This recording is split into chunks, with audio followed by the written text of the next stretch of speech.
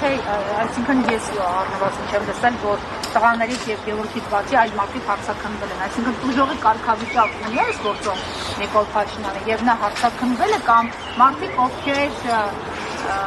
տուժող են համար, որտեղ այս գործը նույն մնացական Մարտիրոսյանի մեկ այլ աղմկահարույց գործի հետ ահագին նույնություն ունի։ Եթե հիշում եք,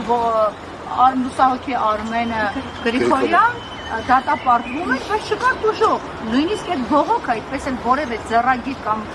ոչ ձեռագիր բողոք, մենք այդպես էլ չտեսանք, ովքեր են այդ գյումրեցիները, որոնք վիրավորվել էին իր խոսքից, ովքեր էին տուժողները, բայց Արմենը այս դատարանում էր եւ տվյալ պարագայում, եթե մենք հետևենք իրավապահ մարմինների գործունեությանը եւ նրանց մեղադրանքի բովանդակությանը, այսպես ասեմ, առնվազն գոնե հանրային բաց աղբյուրներից հայտնի տեղեկատվության իմաստով ասեմ, որ իրավապահ մարմինները, ես արդեն ասի, արջի ծառայություն են անում, գոնե նեղացրել են եւ այդ տուժողի կարգավիճակը առնվազն տվել են վարչապետի պաշտոնը զբաղեցնող անձին։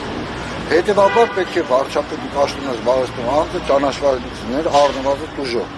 եւ հարցաքննված լիներ։ Կարծում եմ, որ եթե հարցաքննված լիներ եւ լրատվության միջոցների հանրությունը տեղյակ կլիներ եւ առնվազն գոնե արձագանք կլիներ դրա դեպքում կառավարության կողմից պաշտոնապես գոնե հանդես գային հաղորդագրություն տարածեի եւ այլն։ Նրանք քաղաքական հայտարարություններով են ուղղորդել իրավապահ մարմիններին։ Սա համարեմ ձեր արտահայտությունը համարեմ որպես հարց եւ նշել հետեւյալը։ Քաղաքական ամբողջություն, այդ թվում աշխատակազմի։ Ես այսօր սոցիալական եւ հարթակներում եւ հանրային բաց աղբյուրներում տեսա, որ այո իշխող ուժը եւ իշխող ուժի որոշ առանձին անհատներ հանդես են եկել որոշակի հայտարարությամբ գնահատականներով, ինչով եւ այսօր հենց այս դատարանի համար ճնշող նշանակություն կարող է ունենալ։ Այսինքն սա ուղղակի եւ անուղղակի ձևով արդարադատության նկատմամբ ուղղակի միջամտություն է, որտեղ գոնե առնվազն շատերը գիտեին կամ շատերը արդեն մեզնից առաջ իմացել են, որ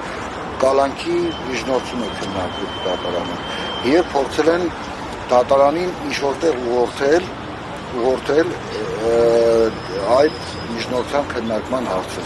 Հետևաբար այս հարցը ես կարծում եմ եւ հույս ունեմ եւ ապավինում եմ դատարանի ողջամտությանն ու արդարադատությանը, որ արդարամտությանը այն հաշվարկով, որ դատարանը հաշվի առնելով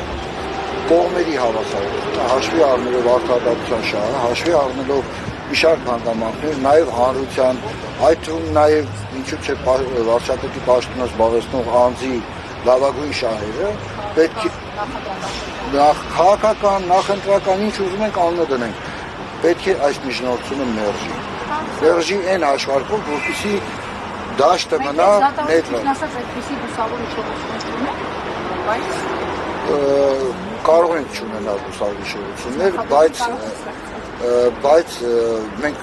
նաև նախադեպեր ունենք նույն դատավորի անձի մասով, ես չեմ կարող իմ օգուտ ներկայացնել, որ նա ունի բազում արդարացման դատականակներ, եւ հույս ունենք, որ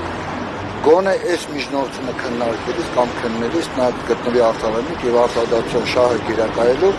կհասնի նրան, որ քրեական իրավունքի գիտությունը, որը ես համարում եմ կոնկրետ գիտություն, այս դեպքում քրեական իրավունքի իմաստով